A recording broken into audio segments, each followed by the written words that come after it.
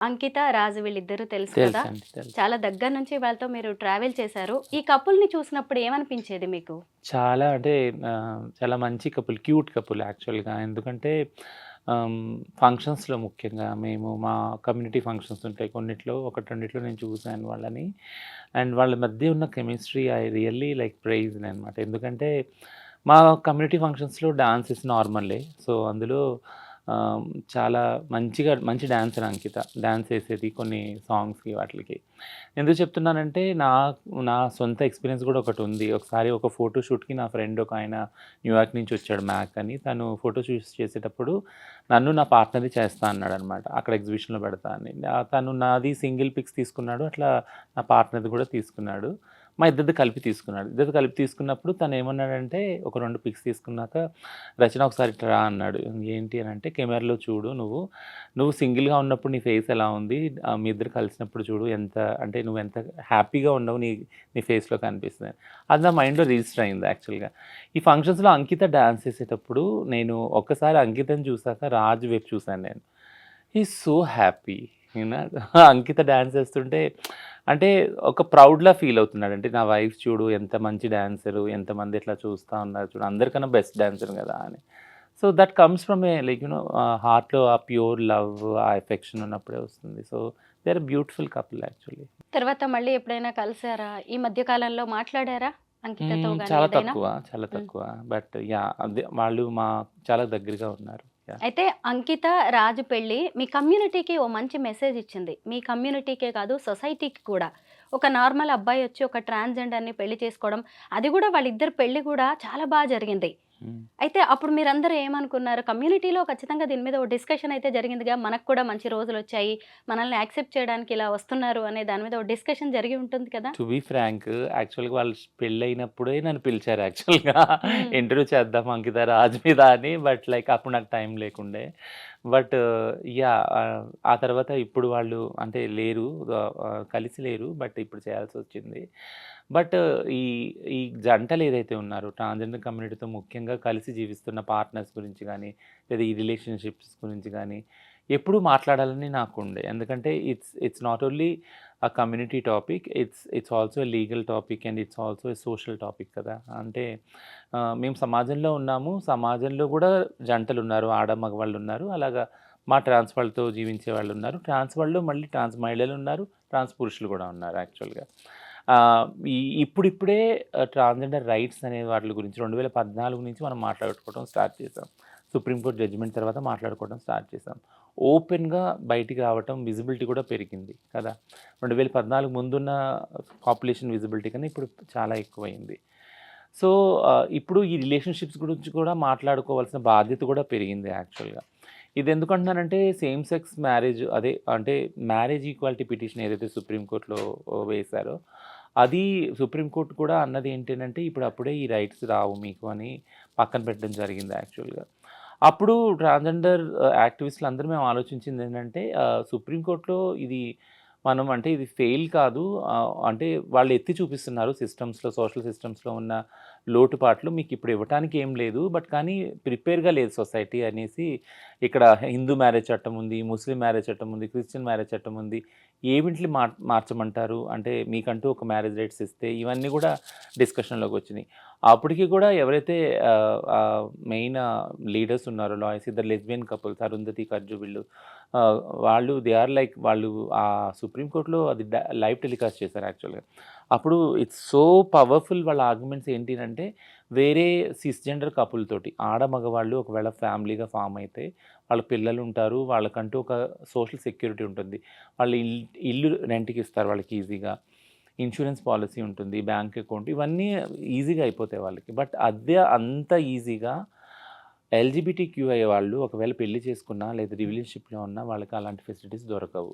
దొరకవు. ఒకవేళ కష్టపడి అవి సాధించుకున్నా, ఫర్ ఎగ్జాంపుల్ ఒక ఇల్లు సాధించుకున్నా గానీ, బట్ చుట్టుపక్కల వాళ్ళు అదే సేమ్ రెస్పెక్ట్ ఏదైతే ఆడవాళ్ళు మగవాళ్ళకి ఇస్తారో పెళ్ళిలో, ఆ కపుల్‌కి ఇస్తారో, ఆ ఫ్యామిలీకి ఇస్తారో అంత రెస్పెక్ట్ ఇవ్వరు యాక్చువల్‌గా. సో, ఇది మెయిన్ విషయం. ఈ కపుల్ అక్కడ వాదించినప్పుడు లెస్బియన్ కపుల్ మేమెలా తక్కువ, మా ఆడవాళ్ళ, మగవాళ్ళ రిలేషన్‌షిప్ కన్నా, వాళ్ళ ఫ్యామిలీ కన్నా మాది ఏం తక్కువ. మమ్మల్ని ఎందుకు ఇంత విచక్షణ చేస్తున్నారు? మాకెందుకు వేరే ఫెసిలిటీస్ కల్పించట్లేదు? ఇల్లు గానీ, లేదా ఇన్సూరెన్స్ గానీ, బ్యాంక్ అకౌంట్ ఇలాంటివన్నీ ఎందుకు కల్పించట్లేదు? దీనివల్ల ఎంతో న్యూనతా భావానికి, ఇన్ఫీరియారిటీ కాంప్లెక్స్‌కి గురవుతున్నాము. ఇది మా మెంటల్ హెల్త్‌ని చాలా పాడు చేస్తుంది కాబట్టి చాలామంది సూసైడ్‌లు గూడా అవుతున్నారు. జంటలు కలిసి ఉందామని వస్తున్నారు, విడిపోతున్నారు సోషల్ ప్రెషర్ వల్ల, తర్వాత సూసైడల్ అవుతున్నారు. సో, ఇవన్నీ గూడా అంకిత రాజ్ జర్నీ చూసినప్పుడు వాళ్ళు రిలేషన్‌షిప్‌కెళ్ళటము, వాళ్ళు కలిసి ఉండటము, ఒక ఇల్లు తీసుకోవటము, పెళ్లి చేసుకోవటం బ్రహ్మాండంగా ఈ సోషల్ మీడియాలో వి ఆల్ ఫెల్ట్ ప్రౌడ్. ఎందుకంటే ముఖ్యంగా 2, 3 క్రైసిస్‌లో గూడా I I have been with Ankita. ఒక ఇష్యూ క్రైసిస్ అయినప్పుడు ట్రాన్స్ వుమెన్‌కి she was into the police station. ఇప్పుడు నేను ఆన్‌లైన్‌లో ఆమెని గైడ్ చేస్తున్నాను. ఇక్కడికి వెళ్ళు, ఈ పోలీస్ ఆఫీస్‌లో కాదు. I praise that girl so like I felt so అంటే చాలా నేను ఆహ్, గ్రేట్‌గా ఫీల్ అయ్యాను. ఏంటంటే she has so much power to fight. అంటే ఒక ట్రాన్స్ వుమెన్‌కి అంత కాన్ఫిడెన్స్ వచ్చింది, అంత ఫైట్ చేయగలుగుతుంది అనంటే ఎన్నో ఇంగ్రీడియెంట్స్ ఉన్నాయి. అంటే ఎంతో బ్యాక్ పుషప్ ఉందనమాట. ఇప్పుడు మనం అంటాం కదా! ప్రతి ఒక్క సక్సెస్‌ఫుల్ మగాడి వెనక ఒక సక్సెస్‌ఫుల్ ఆడది ఉంటదని.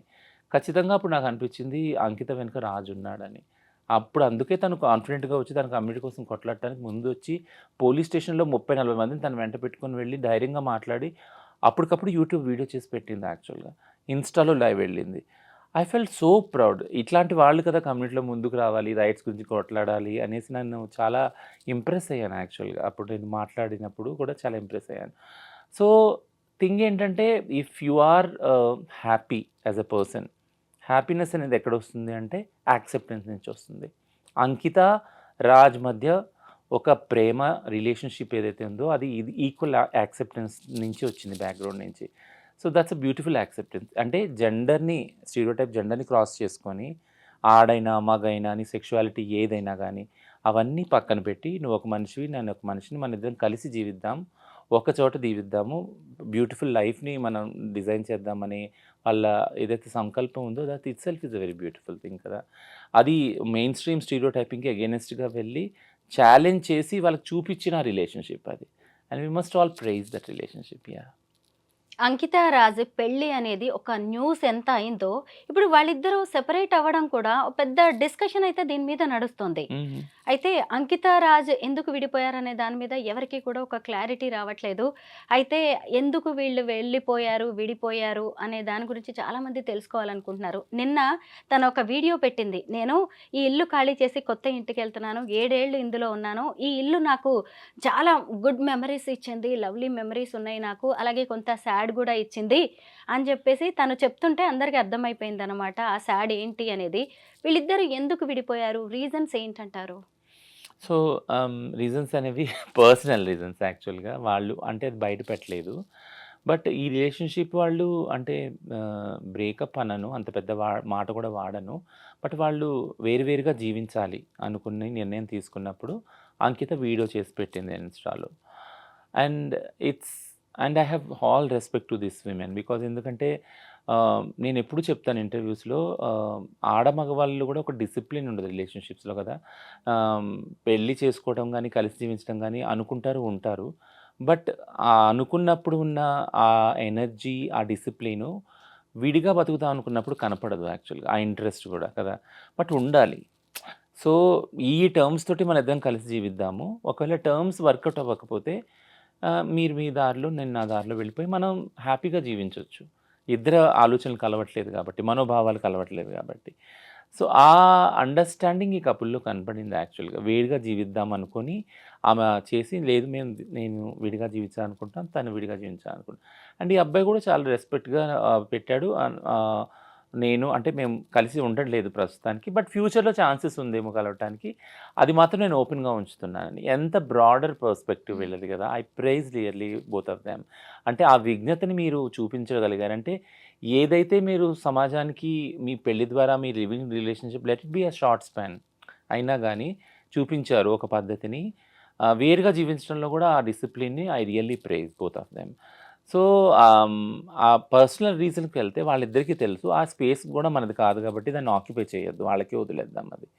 సో, ఆహ్, ఇలాగా ఒక అండర్‌స్టాండింగ్‌తో విడిపోయి విడిపోవడం అనుకున్న వేరుగా జీవించాలని వాళ్ళు అనుకున్నారు. ఆ రోజు నుంచి జీవిస్తా ఉన్నారు. సో మీరిప్పుడు అన్నట్టు అంటే నాకు తెలిసిన అబ్జర్వేషన్ ప్రకారం ఎప్పుడైతే విడిగా జీవిస్తున్నారో అంకిత తన ట్రాన్సిషన్స్ వీడియోస్ పెడుతుంది. ఆ అబ్బాయి కూడా బాధపడిన కొన్ని వీడియోస్ పెట్టాడు. ఈ అమ్మాయి మళ్ళీ ఇల్లు ఖాళీ చేసిన వీడియోస్ ఇవన్నీ పెట్టింది. సో ఇదంతా ఏంటి అనంటే ఏ రిలేషన్‌షిప్‌లో అన్నా వాళ్ళు ఏదైతే వాళ్ళ పాస్ట్ ఇవున్నాయి మెమోరీస్ ఉన్నాయి స్వీట్ మెమోరీస్. అవన్నీ రీవిజిట్ అవుతారు. అనుకోకుండా కూడా అది ఆ ప్లేస్‌కెళ్ళినా వాళ్ళ తాలూకు సంబంధించిన బట్టలు, ఆ హోటల్స్, ఆ ప్రదేశాలు ఏదైనా గానీ ఆ జ్ఞాపకాలను తీసుకొస్తది కాబట్టి ఇట్స్ కామన్. సో, ఆహ్, కలవటం, కలిసి జీవించడం ఎంత కష్టమో విడిపోవడం కూడా అంతే కష్టం యాక్చువల్‌గా. మనం ఎవరిని డిఫైన్ చేయము. వెంటనే వెళ్ళి సాడ్ స్టేటస్‌లు ఇవన్నీ పెట్టేసుకొని ఇవన్నీ చేస్తారు చాలామంది యాక్చువల్‌గా. బట్ బట్ వీళ్ళంతే డిసిప్లిన్ తోటి కలిసి వేరువేరుగా జీవిస్తున్నారు. బట్ స్ట్రాంగ్‌గా ఐ బిలీవ్ లైక్ ఫ్యూచర్‌లో ఛాన్స్ లేదని ఆ అబ్బాయి ఏదైతే అన్నాడో అది I think it it gives some hope like అంటే ఫ్యూచర్‌లో కలవచ్చేమో అన్న హోప్. కలిస్తే బావుండని కూడా నేను పర్సనల్‌గా అనుకుంటున్నాను యాక్చువల్లీ. యాహ్!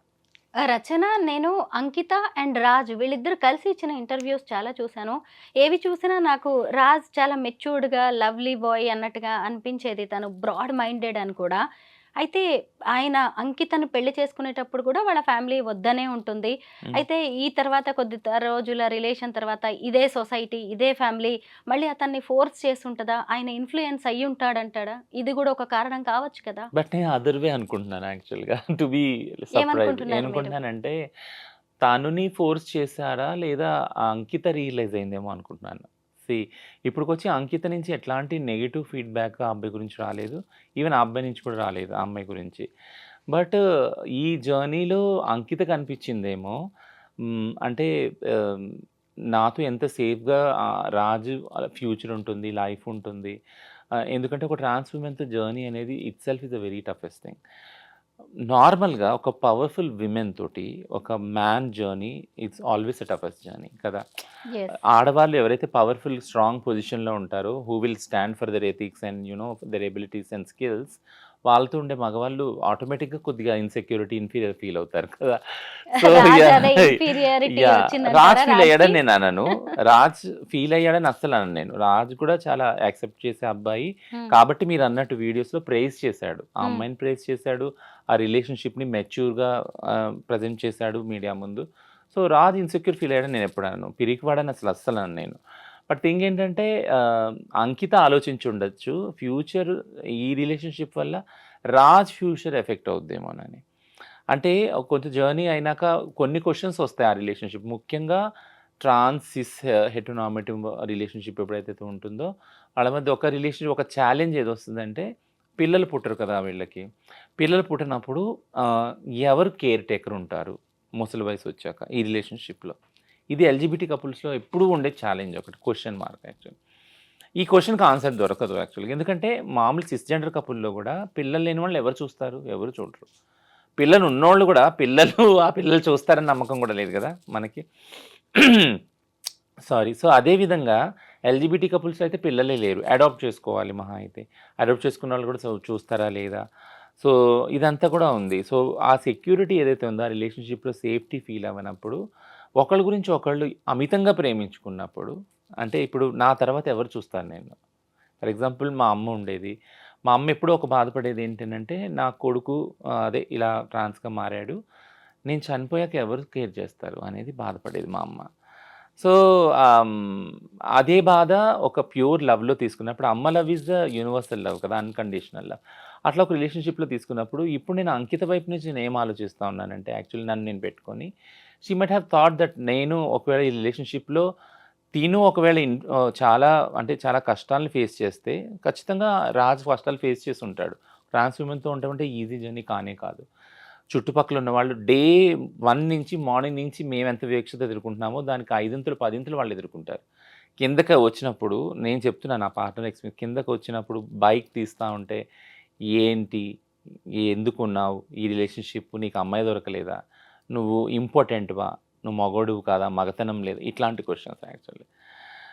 అది మొదలుకొని ఎళ్ళిన ప్రతి సింగిల్ స్పేస్‌లో గూడా క్వెషన్ జేస్తారసలు.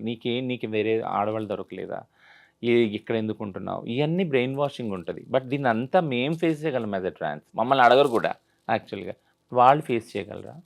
చాలా తక్కువ మంది ఫేస్ చేస్తారు. అది వాళ్ళు పడుతున్న బాధ మాకు ఇంకా బాధ కలిగిస్తుంది యాక్చువల్లీ. నా లైఫ్‌లో కూడా అదే జరిగింది. నేనెప్పుడూ నా వివక్షత నేను ఎదుర్కోలే యాస్ ఎ ట్రాన్స్‌గా. I'm so vocal and so vibrant. నేను బయటికెళ్తేనే అసలెవరు నా ముందుకు రావాలంటేనే దడుచుకునేవాళ్ళు. అట్లాంటి క్యారెక్టర్, పర్సనాలిటీ నాది. బట్ నా పార్ట్నర్ ఈజీ ప్రే అయిపోయేవాడు. ఒక గుడికెళ్ళినా, లేదా ఒక ఏదైనా ప్రేయింగ్ దానికి వెళ్ళినా, ప్రేయర్ చేయడానికి వెళ్ళినా, ఒక గ్యాదరింగ్‌కి వెళ్ళినా, వెంటనే అందరూ నొసలు, భృకుట్లు ముడిపడేది ఏంటనంటే, ఓహ్! పలానోడు, పలానా వాళ్ళ పార్ట్నర్. సో, కాబట్టి అక్కడ నా గురించి, నా విషయం గురించి తన స్టేటస్ తగ్గిచ్చడం, తనని క్రిటిసైజ్ చేయటం, స్టిగ్మా చేయటం, డిస్క్రిమినేట్ చేయటం, బుల్లింగ్ చేయటం ఇదంతా జరిగేది యాక్చువల్‌గా. అదంతా ప్రెషర్ కదా! అది ఎక్కడ లేని ప్రెషర్. ఆ ప్రెషర్ ఎక్కడ చూపిచ్చాలి యాక్చువల్‌గా? వాళ్ళు గూడా వాళ్ళ తల్లిదండ్రులను వదులుకొని వచ్చి కలిసి జీవిద్దామనే వస్తారు కదా! సో, ఈ ప్రెషర్‌ని ఎలా కోప్ అప్ చేయాలి రిలేషన్‌షిప్‌లో? ఇవన్నీ నేను అనుభవించాను కాబట్టి ఐ కెన్ నో దట్. ఆ అండర్‌స్టాండింగ్ నాకుంది. So, I come completely like opposite to you. అంకితనే డెసిషన్ తీసుకొని ఉండొచ్చు కదా! ఈ అబ్బాయి సేఫ్టీ గురించి, తను సేఫ్‌గా ఉండాలి, తన ఫ్యూచర్ సెక్యూర్ ఉండాలని దూరం పెట్టుండొచ్చు కూడా అనుకుంటా. రచన, ఇప్పుడు మనము 'అంకిత రాజ్' కేస్‌ని ఒక ఎగ్జాంపుల్‌గా మాట్లాడుకుంటున్నాం గానీ, మీ కమ్యూనిటీలో ఇలాంటివి కామన్. పెళ్లి చేసుకోవడం, ప్రేమించడం, మోసం చేసి వదిలేయడం, డబ్బులు తీసుకొని ఎటో వెళ్ళిపోవడం, ఇలాంటివి మీరు చూస్తూనే ఉన్నారు. హ్మ్. వీటన్నిటిని మీరు భరిస్తూనే ఉన్నారు కదా! అయితే మరి 'అంకిత రాజ్' కేస్‌లో కూడా ఇలా ఏమైనా జరిగి ఉంటుందా? ఎందుకంటే వీళ్ళిద్దరూ చాలా ఫ్యూచర్ ప్లాన్స్ యేసుకున్నారు. పిల్లల్ని అడాప్ట్ చేసుకోవాలనుకున్నారు. అలాంటి వాళ్ళు ఇప్పుడు సెపరేట్ అయిపోయారు. అది కూడా అంకితలో తీవ్ర ఆవేదన కనిపిస్తూనే ఉంది. అంటే మామూలుగా అమ్మాయి అందంగా ఉంది, బావుంది కాబట్టే ఆమెను గూడా మోజు తీర్చుకొని, ఎంజాయ్ చేసి వదిలేసాడు లాంటివి కూడా కొన్ని కామెంట్స్ ఇనిపిస్తున్నాయి. ఇలాంటిదేమన్నా జరిగి ఉంటుందా? No. We should not be judgemental on that. ఎందుకంటే అంటే దీన్నొక తప్పుగా, దీన్నొక అంటే ఒక విక్టిమ్ మోడ్‌లో ఇద్దరిని చూడటము అంటే ఆ అబ్బాయి చేత మోసగించబడిందా? లేదా ఆ అబ్బాయి మోసపోయాడా ఈమె చేతిలో? ఆ జడ్జ్‌మెంట్స్‌కి మనం వెళ్ళకూడదు యాక్చువల్‌గా. ఎందుకంటే ఇది కామన్ జడ్జ్‌మెంట్ ఒస్తుంది మనకి. ఈ క్రిటిసిజం ఒస్తుంది యాక్చువల్‌గా. సిస్ హెటెరోనార్మటివ్ రిలేషన్‌షిప్స్‌లో ఇది ఉంది ఆల్రెడీ కదా! ఒకళ్ళు బాధ పెట్టినప్పుడు ఒకళ్ళు కోర్ట్‌కెళ్ళడము, పంచాయతీలు తీర్చుకోవడము, కమ్యూనిటీస్‌లో డైవర్స్ తీసుకోవడము, పిల్లల్ని ఏం చేయాలనుకోవడం ఇదంతా కూడా ఉన్నది యాక్చువల్‌గా. సో, ఈ థాట్ ఈజీగానే వస్తది మనకి. ఎవరు ఏం చేశారు? దానివల్ల విడిపోయారా? డబ్బులున్నాయా? లేకుంటే వేరే రిలేషన్‌షిప్స్ ఏమన్నా ఉన్నాయా ఇద్దరికి? ఇవన్నీ కూడా అనుమానాలొస్తాయి actually. Unless until they clarify. ఎందుకంటే ఎంతో విజ్ఞతతోటి వాళ్ళు విడిపోయారు. విడిపోవడం అంటే వేరుగా జీవిస్తారన్నారు. మాటి మాటి నేను చెప్తున్నా విడిపోయారని నేను అనను యాక్చువల్‌గా. వేరు వేరుగా జీవించాలని నిర్ణయం తీసుకున్నారు. విజ్ఞతతోటి ఆళ్ళు ఉంటున్నారు గూడా. సో, వాళ్ళ మధ్య మనం ఈ ఊహాగానాలు చేయొద్దు. అంటే డబ్బు వల్లనో, మోజు వల్లనో ఇదయిందని. ఎందుకు చేయొద్దు అంటున్నానంటే, నార్మల్‌గానే ప్రతీదీ ఎల్‌జీబీటీక్యూ రిలేషన్‌షిప్స్‌లో ఉన్నది ఎప్పుడైతే పబ్లిక్ ముందుకొస్తుందో, ఆ రిలేషన్‌షిప్ వాళ్ళది ప్రైవేట్ లైఫ్ లేదు. చాలా తక్కువుంది. వాళ్ళ ప్రైవేట్ లైఫ్ అంతా పబ్లిక్‌లో ఉంది. యూట్యూబ్‌లో ఉంది యాక్చువల్ హ్మ్. కదా! వాళ్ళ ఇల్లు గాని, వాళ్ళు పెళ్లి చేసుకుంది గాని, వాళ్ళ డైలీ లైఫ్ గాని, ఇదంతా కూడా ఇంటర్వ్యూస్‌లో ఉంది, పబ్లిక్‌గా ఉంది. సో, పబ్లిక్‌గా ఉన్నప్పుడు పబ్లిక్ ఏం చేస్తారంటే, అదే బైనరీలో ఆలోచిస్తారు. ఆడ మగవాళ్ళ రిలేషన్‌షిప్స్‌లోనే ఈమె తప్పు చేసిందా? ఈయన తప్పు చేశాడా? ఈయన తప్పు వల్ల వదిలేసిందా ఈమె? లేదా ఈమె తప్పు చేయటం వల్ల ఎక్కడో ట్రాన్స్ వాళ్ళందరూ చేస్తారు కదా! బయట సెక్స్ చేసుంటుంది. ఇట్లాంటివన్నీ ఆ ఊహాగానాలు. లేదా ఈ అబ్బాయి మోరు తీసుకొని వదిలేసాడా? డబ్బులు వాడేసుకొని వదిలేసాడా? ఇవన్నీ. ఇలాంటి ఊహాగానాలు నార్మల్‌గా వస్తాయి యాక్చువల్‌గా. బట్ నేనెప్పుడూ చెప్పేదేంటంటే అన్ని ఇంటర్‌వ్యూస్‌లో ఎల్‌జీబీటీక్యూ రిలేషన్‌షిప్స్, పార్ట్నర్‌షిప్ ఏదైతే ఉందో కలిసి జీవించడం గాని, పెళ్లి గాని ఇది డిఫరెంట్ రిలేషన్‌షిప్. సిస్ రిలేషన్‌షిప్‌లా కాదు ఇది యాక్చువల్‌గా. ఎందుకంటే సిస్ రిలేషన్‌షిప్స్‌కి దగ్గర రావటానికి ఫర్ ఎగ్జాంపుల్ పెళ్ళనుకుందాం. పెళ్లిలో అసలు ఇద్దరి సమ్మతం ఉందా? లేదు కదా! పెద్దలు నిర్ణయిస్తారు. ఆ అబ్బాయి ఎవరో ఆ అమ్మాయికి తెలీదు. ఆ అమ్మాయి ఎవరో ఆ అబ్బాయికి తెలీదు. అక్కడ పెళ్లి నుంచి వాళ్ళ రిలేషన్‌షిప్ స్టార్ట్ అవుతది. ఒకళ్ళకొకళ్ళు తెలుసుకోవటం. కానీ మా రిలేషన్‌షిప్ అలా కాదు కదా! మేము ఒకళ్ళనొకళ్ళు అబ్జర్వ్ చేసుకుంటాం. ఒక జర్నీ చేస్తాం యాక్చువల్‌గా. అప్పుడు నిర్ణయించుకుంటాం మనం కలిసి జీవించాలా? పెళ్లి చేసుకోవాలా అని. సో, స్టార్టింగ్ పాయింట్ చాలా డిఫరెంట్ ఉంది దాన్ని చూడండి. అప్పుడు ఒక అండర్‌స్టాండింగ్ అవుతుంది. ఇది ఫస్ట్ మెట్టు. సెకండ్ మెట్టు ఏంటనంటే రిస్క్. ఇప్పుడు నేను ఈ అబ్బాయి నాతో ఉంటున్నాడు. ఆహ్, ఈ అబ్బాయితో ఉండటం వల్ల నేను నా ఫ్రీడమ్‌ని కోల్పోతాను యాక్చువల్‌గా. నాకు చాలా బాయ్ ఫ్రెండ్స్ ఉండొచ్చు. లేదా నేను సెక్స్ వర్క్‌లో ఉండొచ్చు ప్రొఫెషన్‌గా కదా! వీటిలన్నిటిని నేను ఫోర్‌గో అవ్వాలి. ఆ సాక్రిఫైస్ నేను చేయాలి. ఎందుకంటే నేను ఒక వైఫ్‌ని అవుతున్నాను ఇప్పుడు ఆ అబ్బాయికి కాబట్టి. అనే అండర్‌స్టాండింగ్‌కి ఈ అమ్మాయి రావాలి. ఆ అబ్బాయి గూడా నాకొక రిలేషన్‌షిప్ ఫ్రెండ్ సర్కిల్ ఉంది. నా ఇంటోళ్ళున్నారు. వాళ్ళ ఖాందాన్ ఉంది. కాస్ట్ ఉంది. క్లాస్ ఉంది. ఇవన్నీ వదులుకొని ఈ ప్రేమ నాకు వాల్యుబుల్ అనేసి ఆ అమ్మాయితో కలిసి జీవించడానికి వస్తాడు ఆ అబ్బాయి కదా! అవన్నీ వదులుకొని వస్తాడు. ఆ అబ్బాయి కూడా ఆలోచించి ఉంటాడు. I have to forgo all this కదా! నేను ఇయన్నీ వదులుకొని ఈ ప్రేమ నాకు ముఖ్యము. ఇది నాకు చాలా ఇంపార్టెంట్ అనేసి వస్తాడు డెసిషన్ తీసుకొని. సో, ఈ డెసిషను ఒక్క నైట్‌లో, ఒక్క స్పాట్‌లో, ఒక్క స్పార్క్‌లో అయింది కాదు కదా! It is an understanding between 2 individuals who are coming from different backgrounds and taking risk అనేది అందులో ఉంది యాక్చువల్‌గా. ఆ డెసిషన్ తీసుకుంటానికి ఎంతో స్ట్రాంగ్ ఇది ఉండాలి. థ్రెషోల్డ్ ఉండాలి యాక్చువల్‌గా. కదా! ఇద్దరికీ ఉంది అది. ఉండబట్టే వాళ్ళు ప్రైవేట్ లైఫ్‌ని పబ్లిక్ చేయగలిగారు. అంత నిర్భయంగా ఉండగలిగారు రిలేషన్‌షిప్‌లో. అంత నిర్మొహమాటం కూడా బయటకొచ్చి చెప్పారు. So, I never degrade the relationship. I praise the relationship. I really నేను నిజంగా మనస్ఫూర్తిగా అనుకుంటున్నాను. నేను అంటే మనస్ఫూర్తిగా బ్లెస్ కూడా చేస్తున్నాను వాళ్ళని. Their love will be forever like though they are not living together. అది నేను అనుకుంటున్నాను. యాహ్!